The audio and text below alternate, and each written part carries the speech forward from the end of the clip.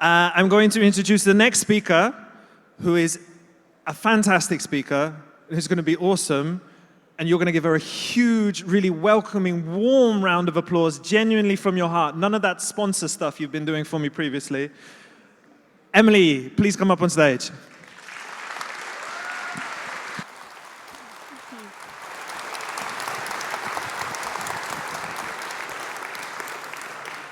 So thank you.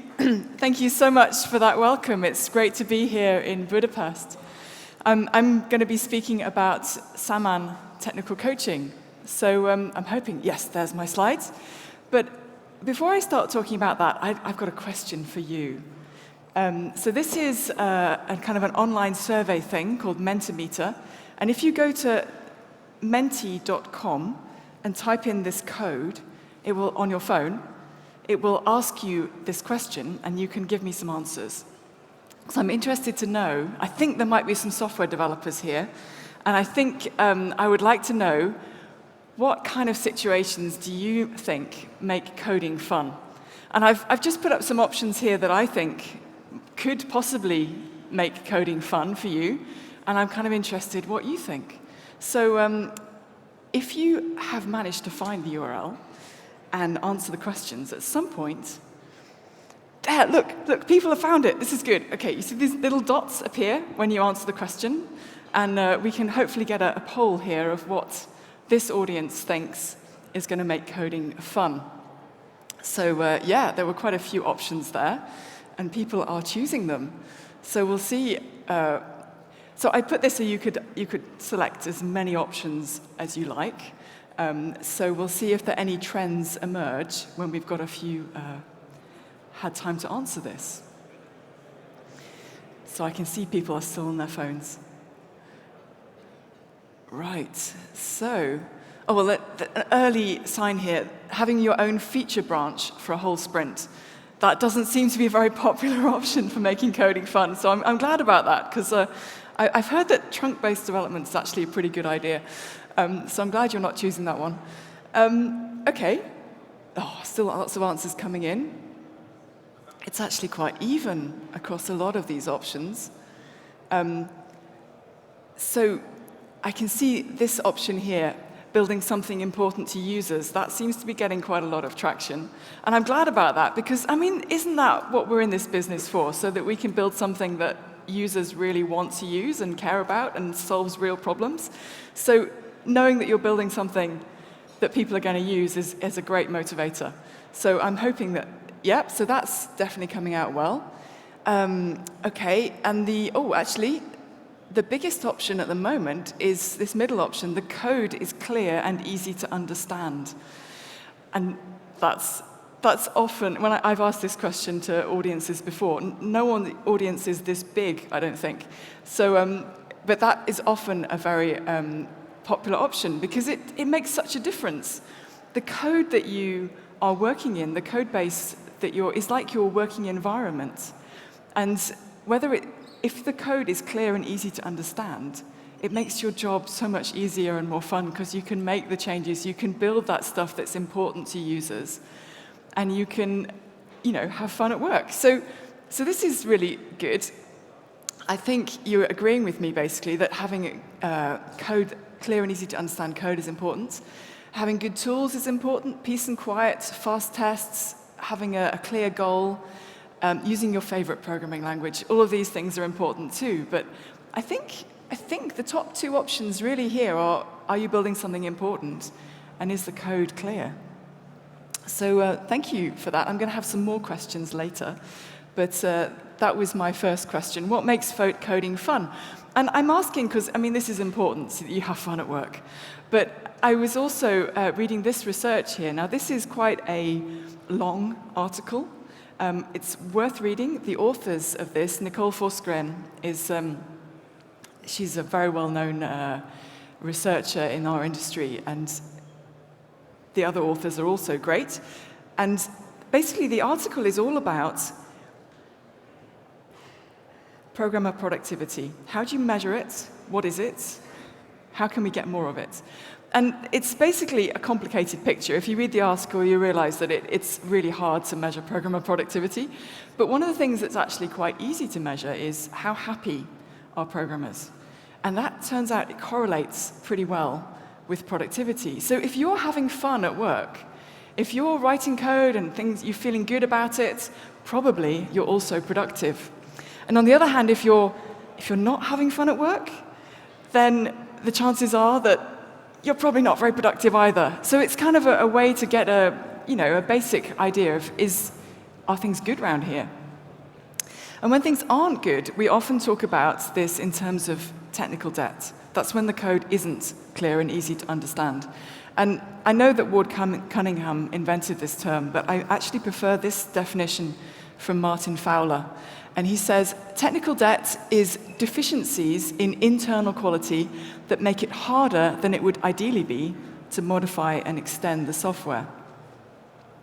So this is directly speaking, the code is hard to understand, and that makes it difficult to work with. And this is something that hopefully you're not too familiar with, but the reality is that many, many software developers are living with code that has a lot of technical debt. Now, this is some code that has technical debt, and I've got to thank Kevlin for yesterday because he already showed you this code, and I was like, Kevlin, you stole my slide. But yes, this is the Gilded Rose refactoring kata, which is on my GitHub page. And the thing about this code is that it is awful. There's not much of it, but it really is bad.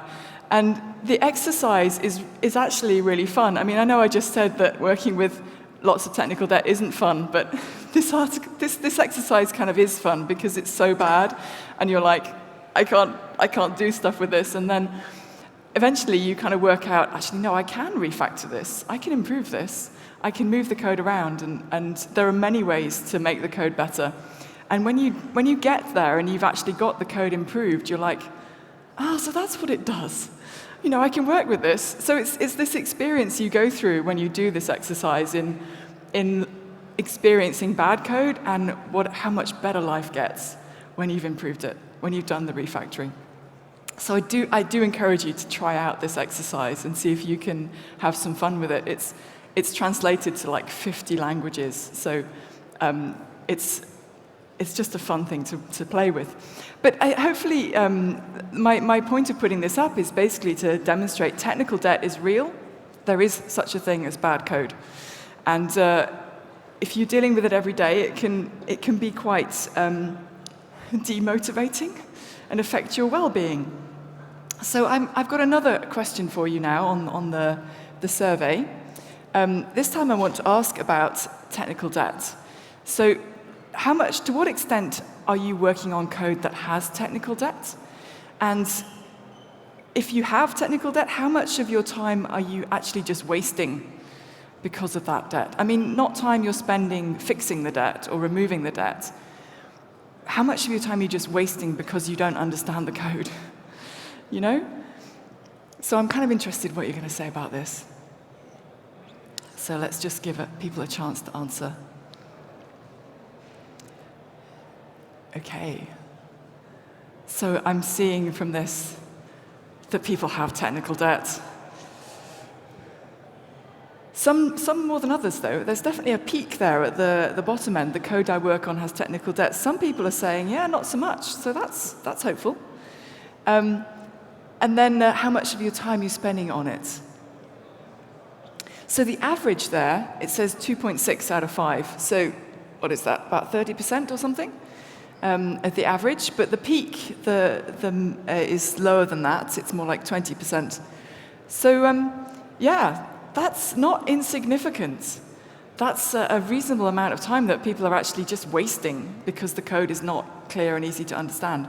And that is, if you look at the amount of time and effort your company is spending on software development, if you could reduce that, even by a little, I think that would make a big difference to your productivity. And that's what the productivity research is basically, as far as I can tell. Technical debt is bad for productivity. I think it's in everybody's interest to minimize this.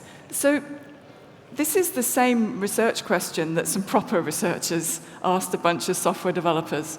And this is the results of these, for this paper from 2019. And they went to a bunch of different companies and asked developers, so how much of your time are you wasting on technical debt? And the headline figure was 23% of their time, but you can see from the distribution that it's not evenly distributed. There are some people who are like less than 10% of their time, not a big problem, and some people are like, I spend all my time handling technical debt. And you're like, okay, I think I don't want to work there, you know? So this is the reality for many software developers. There is technical debt out there. And as I said, it's in everybody's interest to keep this under control, to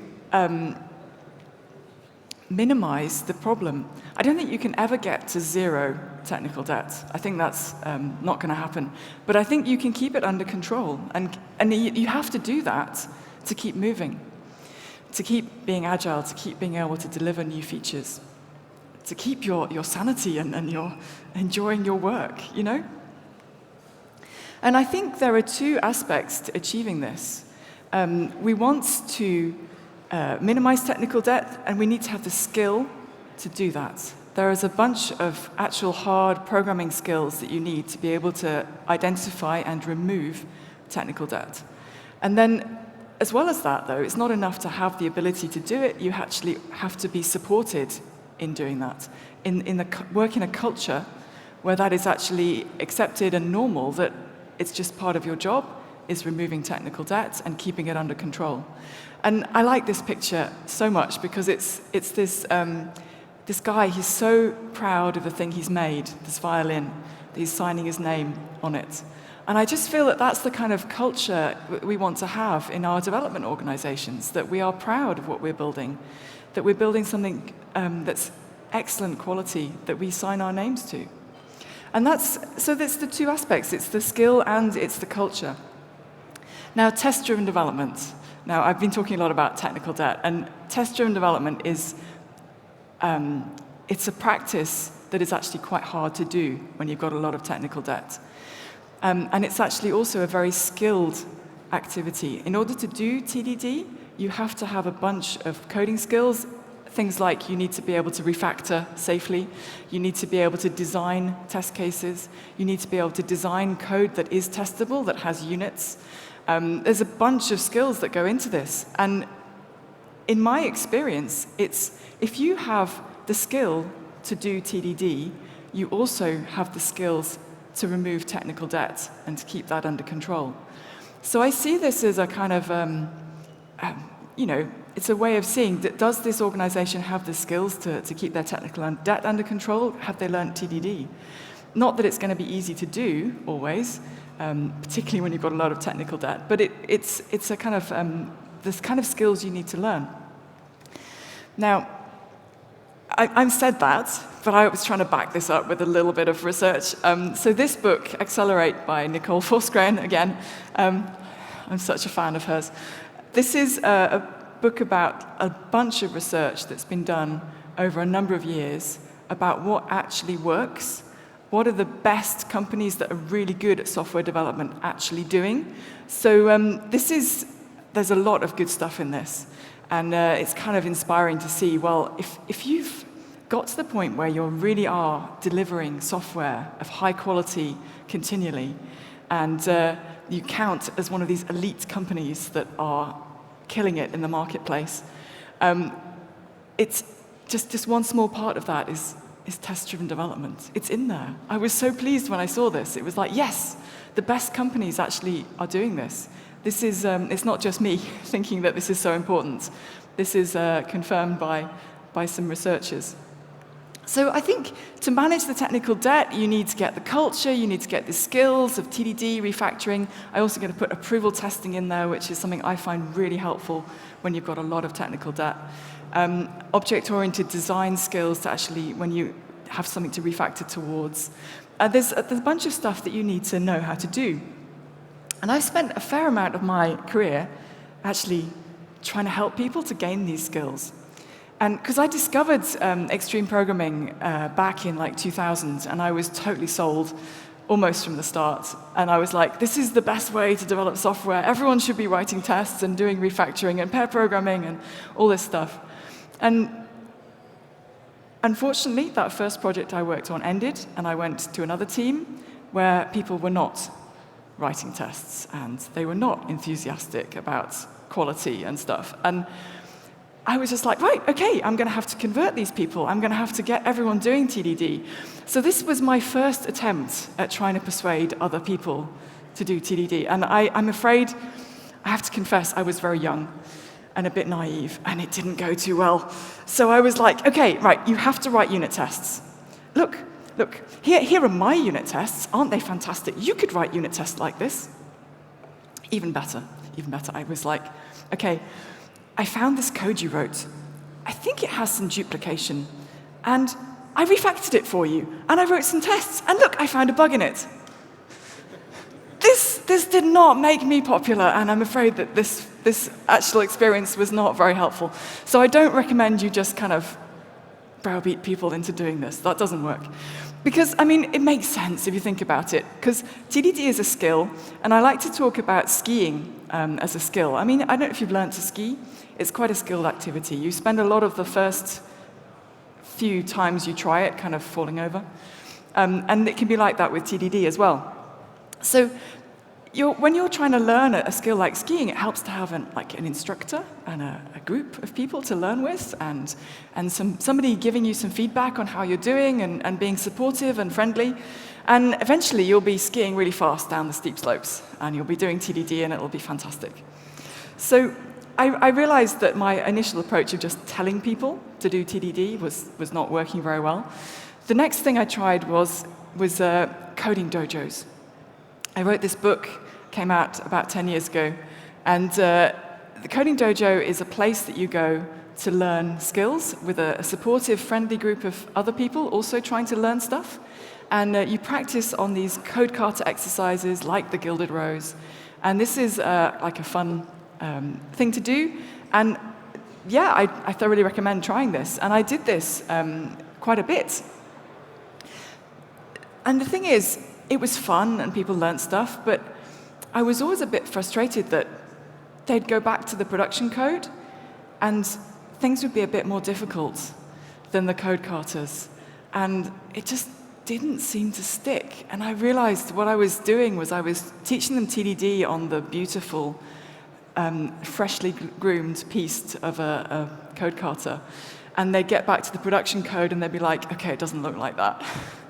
I've got some technical debts, I've got some bumps, there's other people in the way and doing other stuff that is unpredictable, and I can't apply this technique very easily. There's a gap between a code kata and real life. So that leads me to, well, have you learned TDD? How did you learn it? So this is my next survey question. There's a bunch of options here. I'm interested. If you've learned TDD, how did that happen? What are the things that were really important? And if you haven't learned TDD, you can just check that option if you like.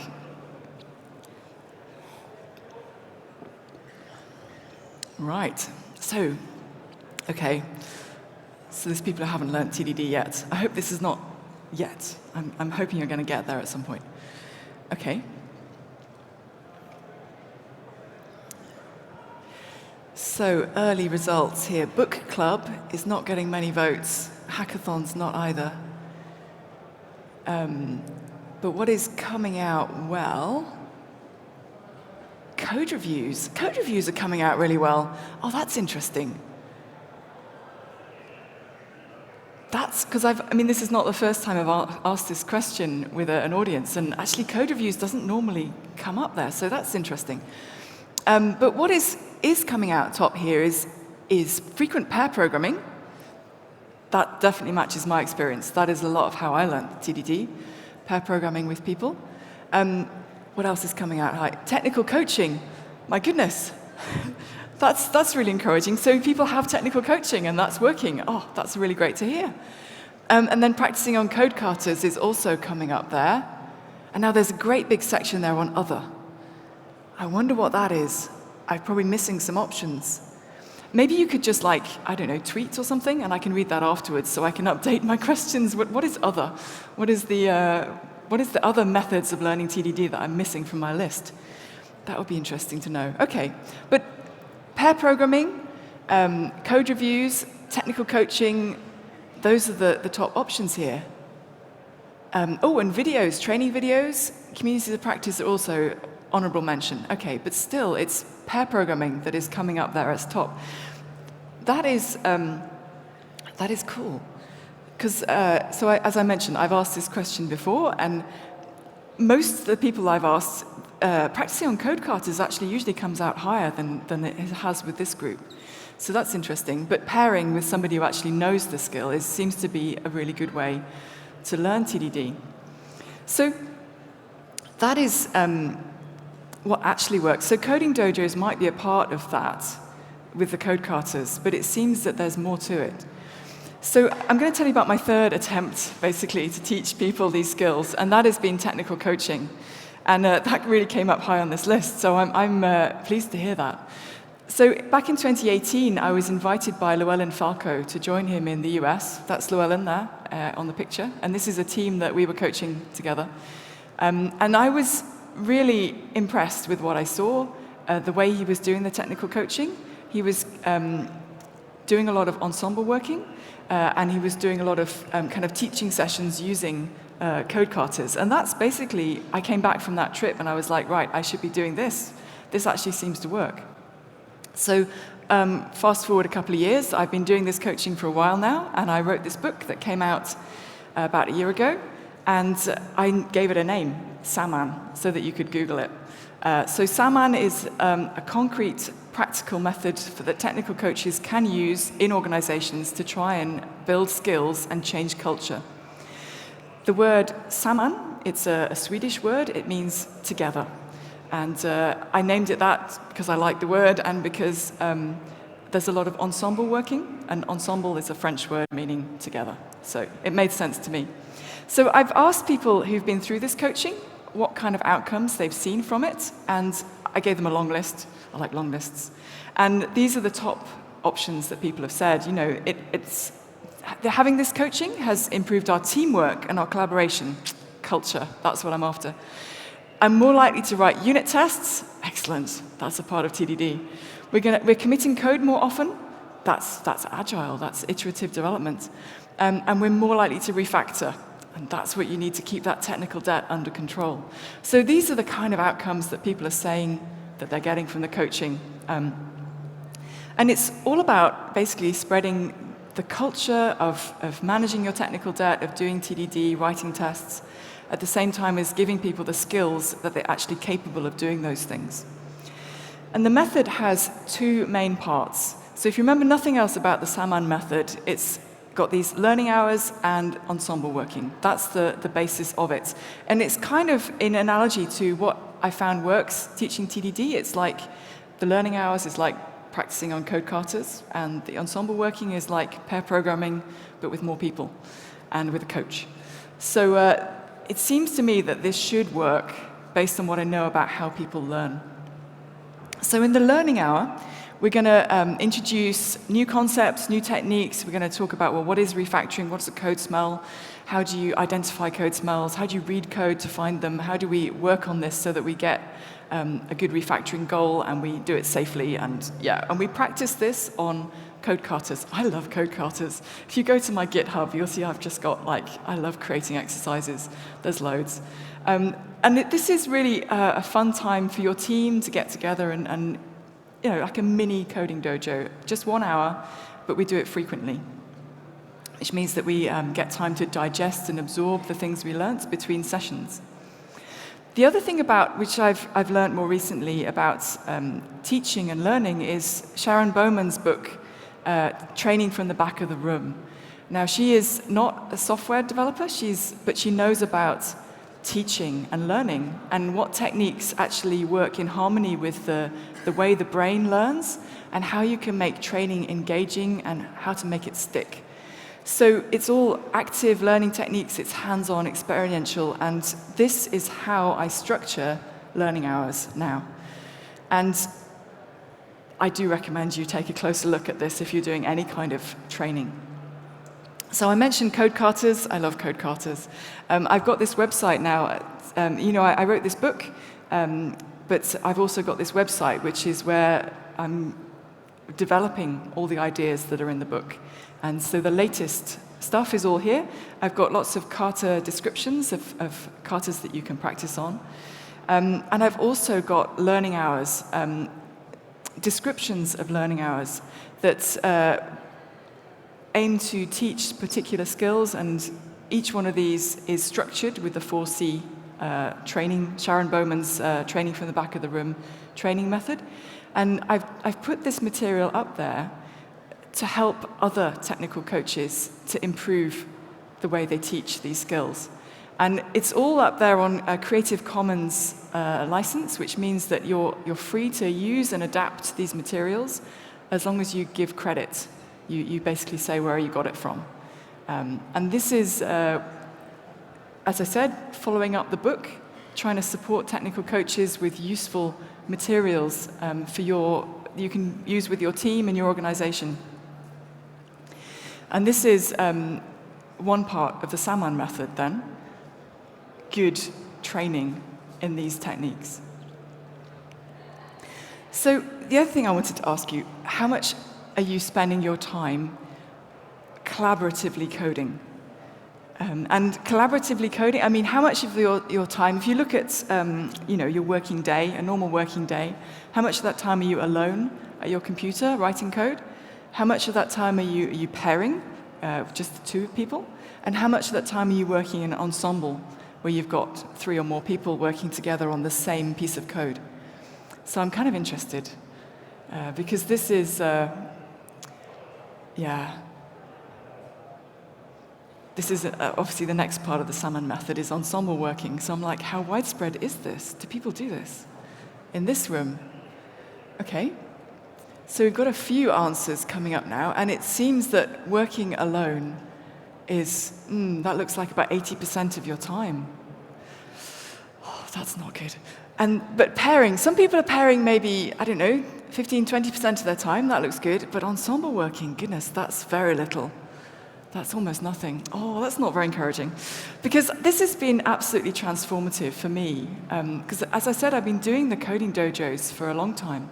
But I found that this collaborative coding, when you get a whole team together, this really makes a difference to the teamwork and the quality and the culture. So if you're not doing any ensemble working, maybe you're missing something. Okay, so let's talk back more about the Samman method. So as I said, it's got these 2 parts, the learning hours, which I was just talking about, and then the ensemble working.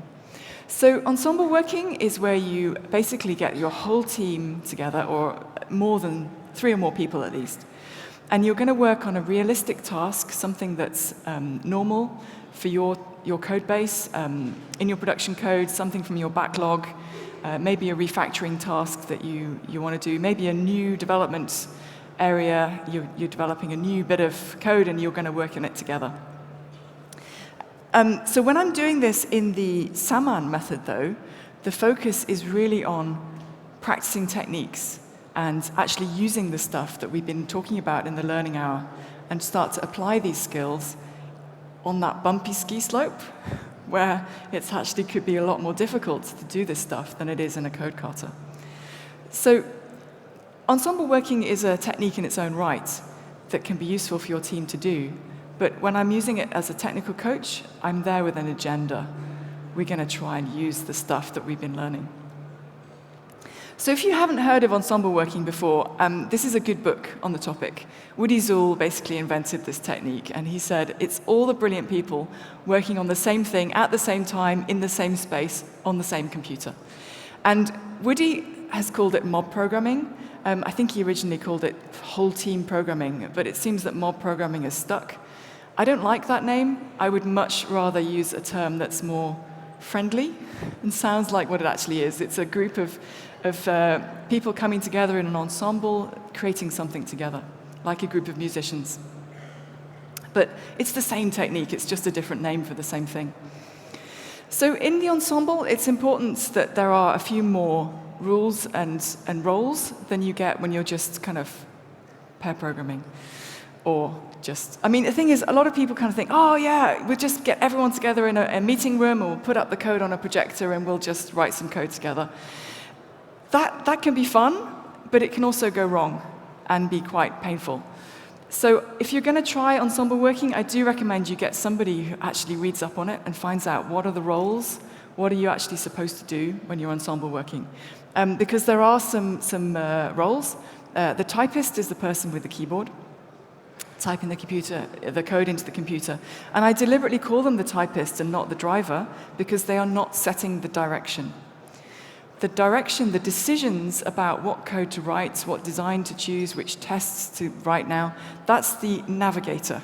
The navigator is the person who at any one time is speaking to the typist and explaining to them, this is the code you should write now.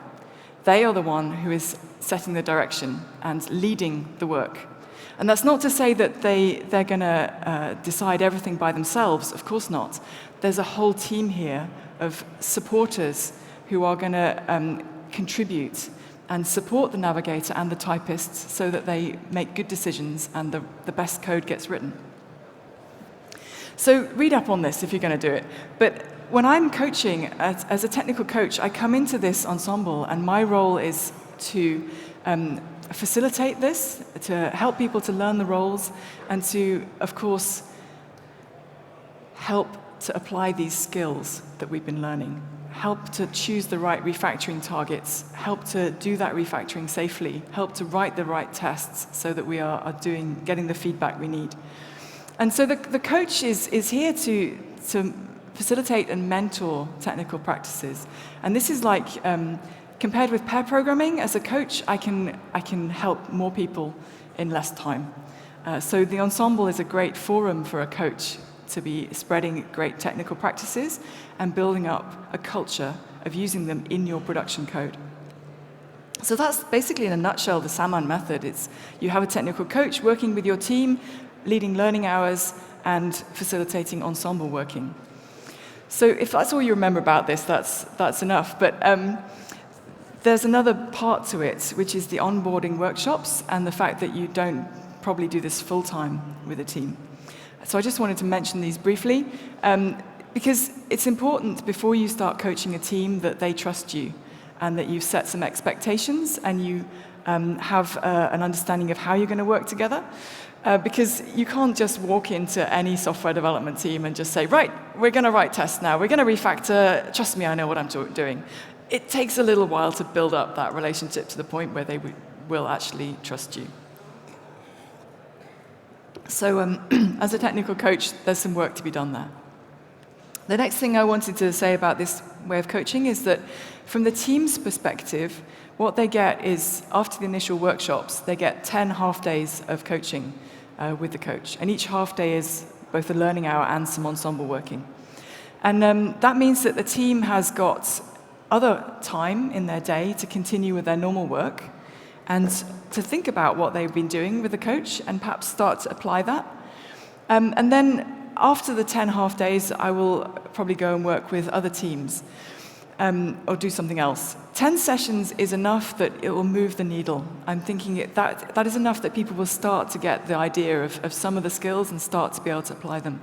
So I don't want to coach less than that, ideally. I would like those 10 half days with the team, and then I'll leave them to do it for themselves. And that's part of the method, that the coach isn't there all the time. From the coach's perspective, though, it's kind of useful because then you also have time to work with other teams, or go to conferences, or write books, or do all the other stuff that coaches like to do. Or, I mean, you don't have to be a consultant to do this. You could be in an organization, and this is something you do part-time at the same time as being a developer or an architect or other kind of technical leader. So the Samman method doesn't take a full time with a team coach. And there are other technical coaching methods that are full time, but the Samman method is different. The other thing I should say, it works pretty well either locally or remote. Of course, before the pandemic, I was doing all my coaching in person, and since the pandemic, it's all remote, and I had to adapt a few things, but the fundamentals are working great remotely. So a note on this picture, that's a team I was working with and coaching. This is not a team I'm coaching, this is a bunch of friends working on some open source software.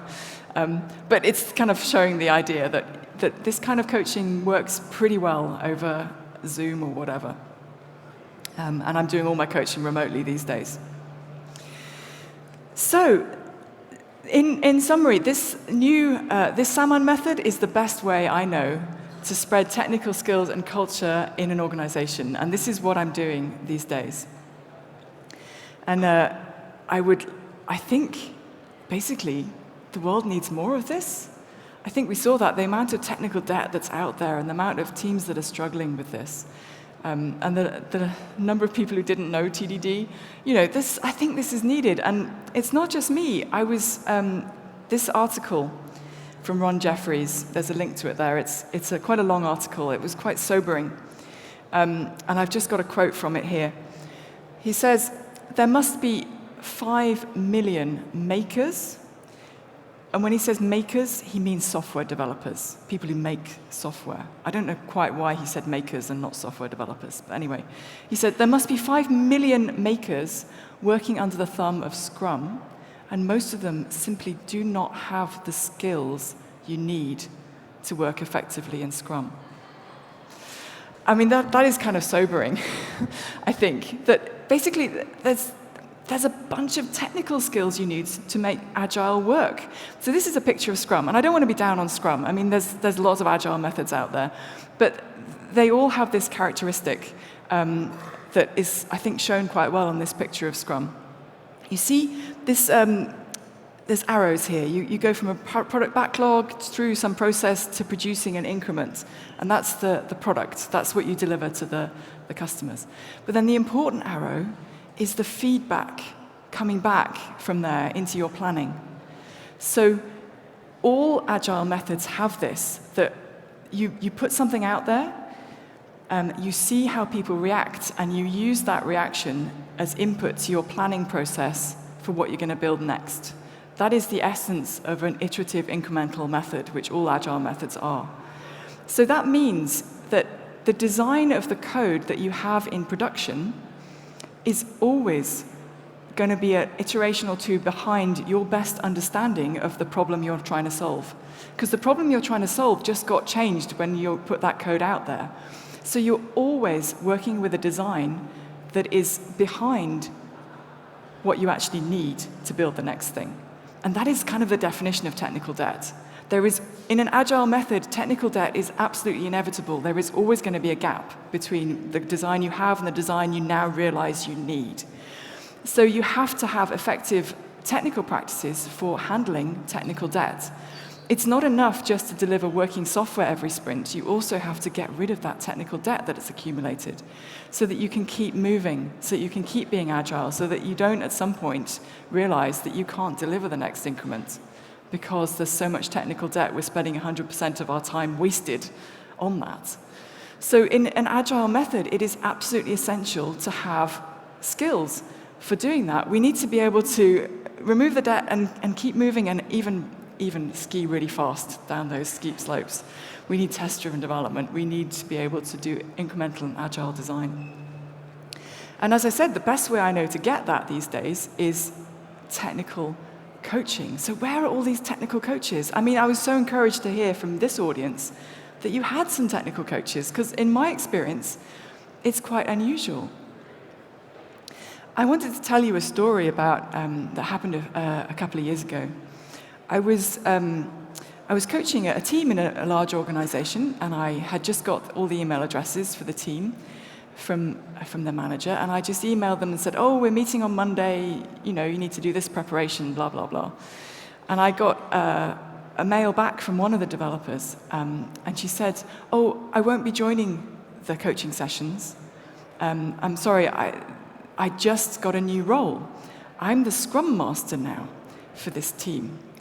And I wrote back and said, oh, well, congratulations, but I mean, you're very welcome to join the coaching. you were a developer last week. Maybe you'd still like to join the coaching. And she said, oh, thanks, but no, I'm a Scrum Master now. I don't write code anymore. I'm like, what? But coding is the fun part. Why would you give up the coding part? I didn't say that to her. I was just like, in my head, I was like, what? But I was like, if you've got... So I asked her, why did you decide to become a Scrum Master? And she said, well, I talked to my manager about my career, and he thought that I had an aptitude for coaching. And he encouraged me to go to a course where I could learn about how to be a Scrum Master. And it was a great course. I met some really nice people. The training was so inspiring.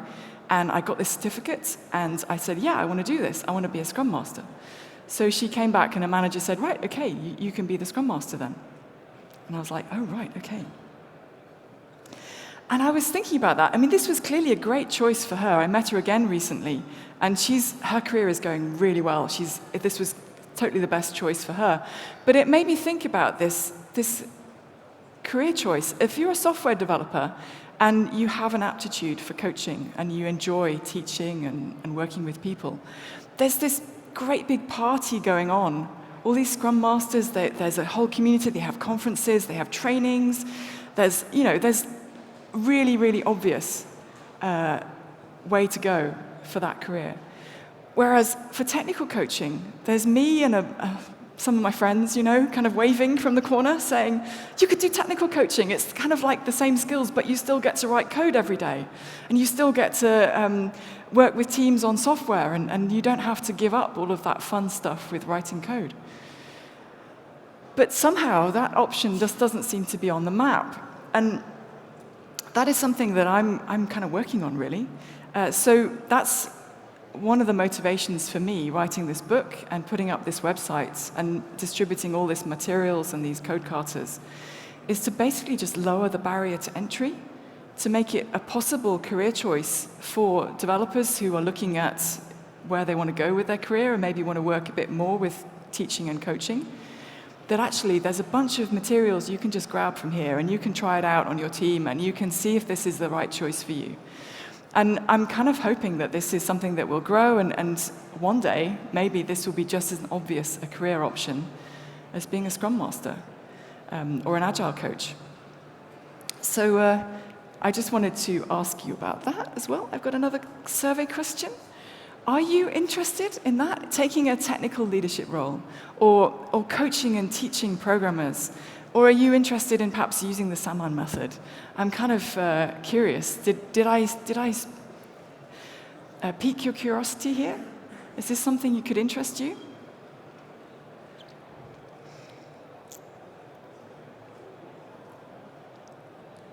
Yeah.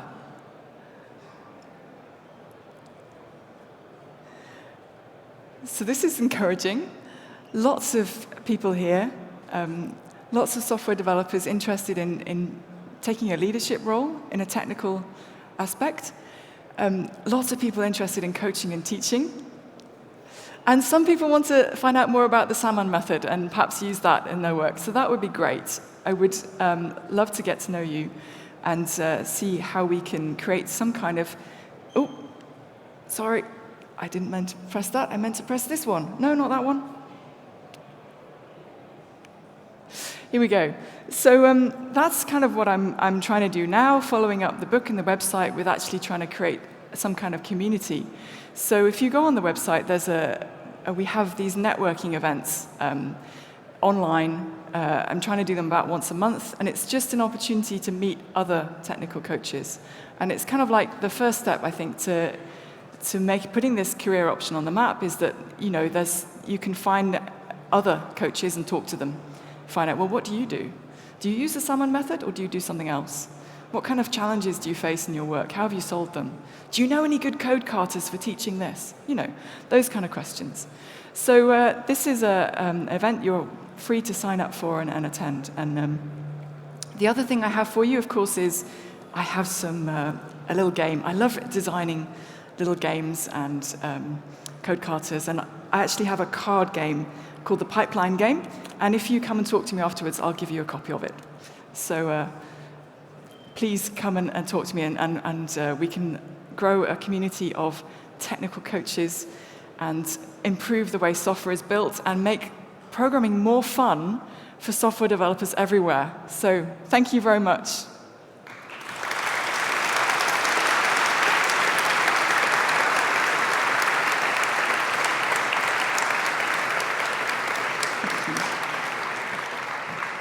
Thank you, Emily. We do have some questions up on the Slido, and we've got plenty of time, so we can answer those. Can we get the questions, guys? I've seen them. I know they exist. No?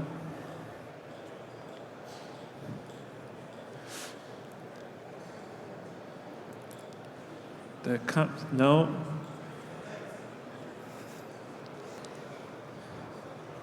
While we're waiting for the questions, a reminder, Emily's giving away free games. I can see them. They're an actual thing. They exist. You can come get one. You're going to give them away just here, Emily, right? Yeah. As soon as I've answered the questions, I'll stand down here and you can... Fantastic. You're software engineers. You love games. They're free. Come get one. Don't make her take them home. Yeah. Still no luck with the questions. Like, we can't get it up. Can you see them there? They've gone. It's Slido's fault. Any people from Slido in here? Your software isn't working. Come fix it. Oh, there's a question here. Where? Here? There. Ah, thank you very much. Slido, hire this person. The first question is from Anonymous. There are loads of questions, Emily. Loads and loads of them. Oh, right, cool. And they've all got, look, everyone loves you. Cool. How do you handle different levels of experience when doing ensemble work? Oh, right. Oh, well, that's a great question about ensemble work. So, as I said, it's not just a question of throwing a bunch of programmers in a room and hoping that great code will come out. As I said, there are roles, and when you're, and it helps to have a facilitator, at least when you're starting out. The ensemble needs to speak with one voice to the typist, and if you've got a very inexperienced person on the keyboard, then you're going to have to tell them more details than if they're a more experienced developer. So if you've got a really junior person, it's a good idea actually to put them on the keyboard because they then have everything explained to them. And you can see that they've understood it because they can then type the code. So that's one thing. If you've got a really experienced person who knows everything, don't put them on the keyboard. Because then they have to explain everything in words, and everyone else learns what they know. So that's a couple of pointers. But yeah, there's a whole art to the communication and making that effective. And yeah, Woody's book is good. I've got a few notes in my book as well. Okay, thank you. The next one, also from Anonymous. How much time does a team typically spend doing ensemble work / mob programming to make useful progress? Few hours? Day? Week? Several weeks? Yeah. Well, of course, it depends. There are lots of ways to do this. Of course, so when I'm doing Samman coaching, I go to the team and I say, okay, try this with me. We're going to do 10 half days. 2 hours of each of those half days will be ensemble working. That's all I'm asking you to do. And normally teams will agree to that.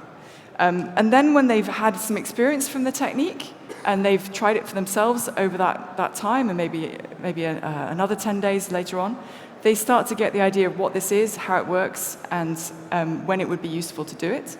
And some teams are like totally like, oh, this is amazing. We're going to do this all day, every day, and we're just going to make this our way of working. And that's great.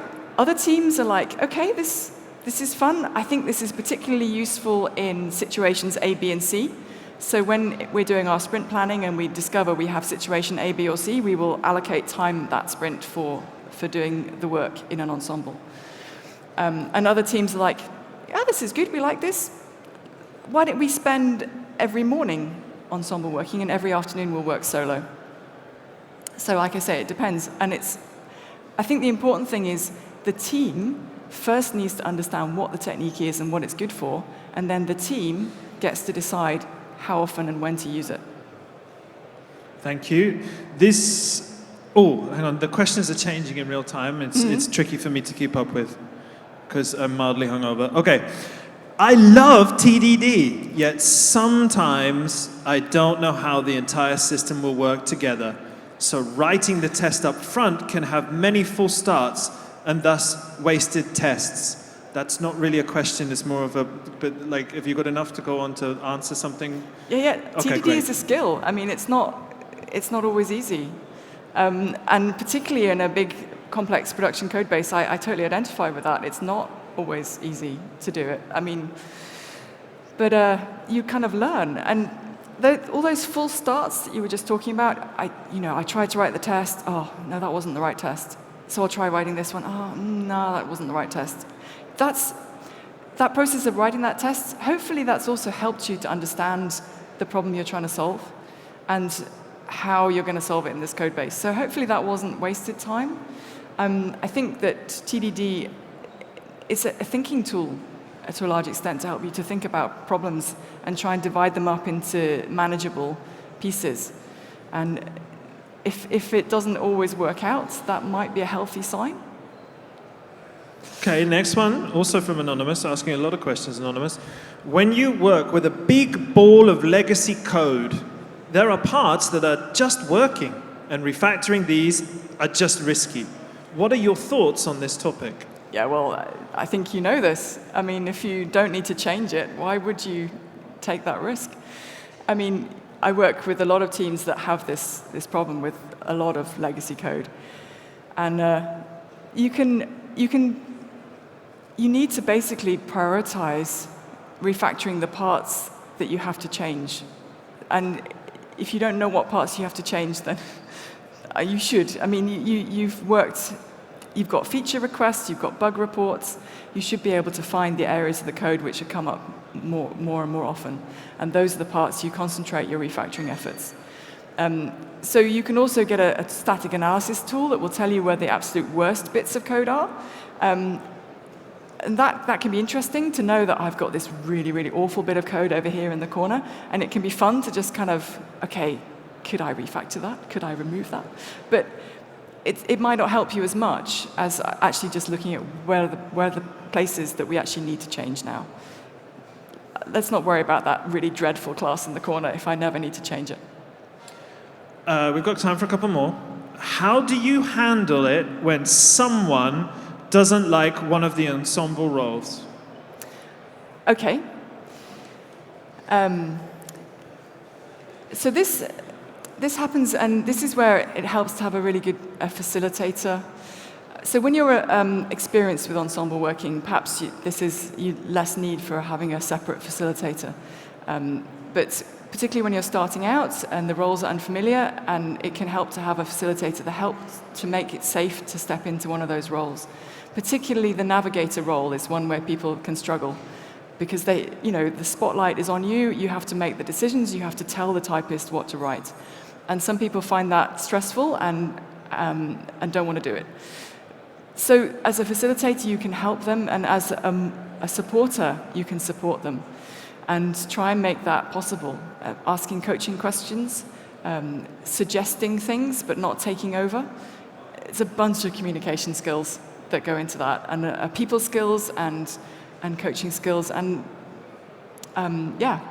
hopefully, if you all work together on it and talk about it and have retrospectives, you can get to the point where everyone is comfortable in every role. Because I think it's about teamwork. Ensemble working is about effective teamwork. And if your team is struggling, people aren't happy in some of the roles, that's a sign that your team isn't as gelled and safe as it should be. And you need to work on that as a team. You okay for a couple more? Yeah. Okay. One of them is really passive-aggressive, but I kind of want to ask it. Okay. Okay. I'm going to do it. What exactly do you do as a coach during a mob programming session? What do I do during mob programming sessions? Yes. Right. Told you it was aggressive. Okay. So I'm the facilitator at one level. So just making sure that everyone knows what role they're in, that the roles rotate, that the people who are in the supporting roles don't speak over the navigator and take over. and that the things are working. So that's one thing I do. If you get a team who's used to Ensemble Working and is kind of good at it, the need for that facilitation goes down, and then I step more into a mentoring role. It's like, okay, the navigator says, okay, let's go and write that code, and I'm like, oh, wait. I think you need to write a test for that first.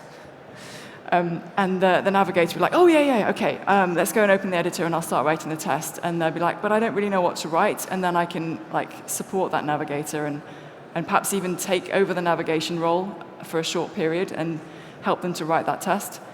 And then hand back to the team to navigate and continue when they've got the test in place and they need to write the code. So facilitating, mentoring, coaching, asking the right questions. So when they've got the skills, I just think they've forgotten to write the test. It's just asking that coaching question. Have you got a test for that? And then the other thing I do, of course, is teaching. Sometimes it's like, okay, I think what you need here is an approval test. I know you don't know what approval testing is. Let me just pull up this teaching material that I've got on approval testing, and then we'll just go through that quickly, and then we can write the approval test. So those 4 things are what I do in the ensemble. That's a great question, to a quite mean-spirited, a great answer to a quite mean-spirited question. Everybody, huge round of applause for Emily.